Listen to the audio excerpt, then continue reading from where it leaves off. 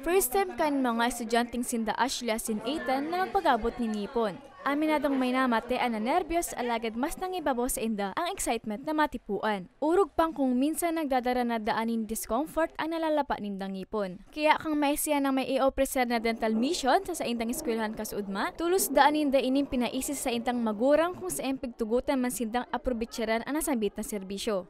Harap dahil malaking tulong po dahil nabunutan ang ngipin. Nagpasalamat po ako para po din magbayad sa mama, magduman sa may dentist para magpagabot ang ngipon ko. Nasa likod kang nasambit na inisyatibo ang Sunwest Care Foundation Incorporated o SCFI. Apera sa libreng gabot may kasabay na ining libreng bulong na tutumaron ka mga ginabutan ni Nipon. Anis persos na inig kang SCFI ang labinanggad na pigpapasalamat kang mga pamayo kan duwang eskwelahan.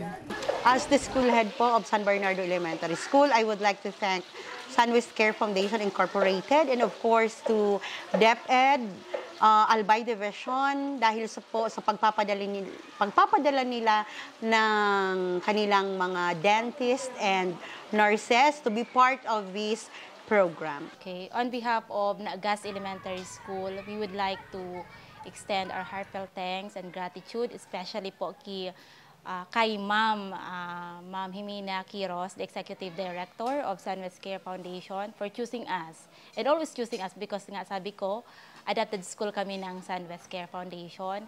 And sa mga dentists po coming from SDU Albay and their assistant, malaking tulong po yun para sa amin. And to Sir Nino, na siya po yung nag-coordinate para ma-realize po yung event na to. Total na 114 estudyante ang naging benepisyaryo kan dental mission. Nangenot sa aktibidad si Dr. Catherine Rabakal, ang dentist in charge kang Schools Division Office kan Albay. Sabi niya, kadaklan sa mga magurang mayong budget para sa dental treatment as in dental care. Kaya, dakulang bagay nanggad na pigbusol ining dental mission kang SCFI.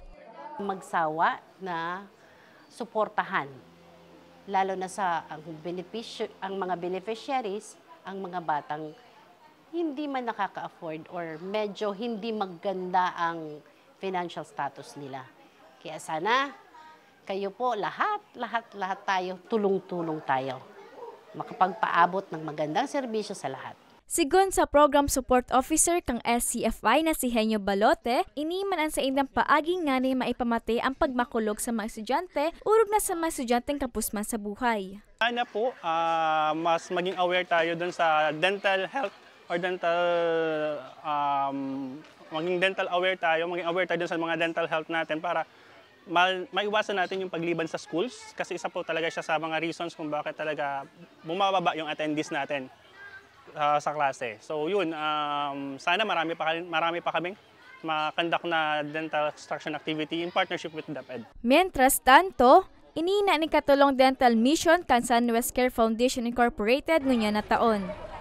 Para sa mga baretang tatak Bicol, Camille Archaga.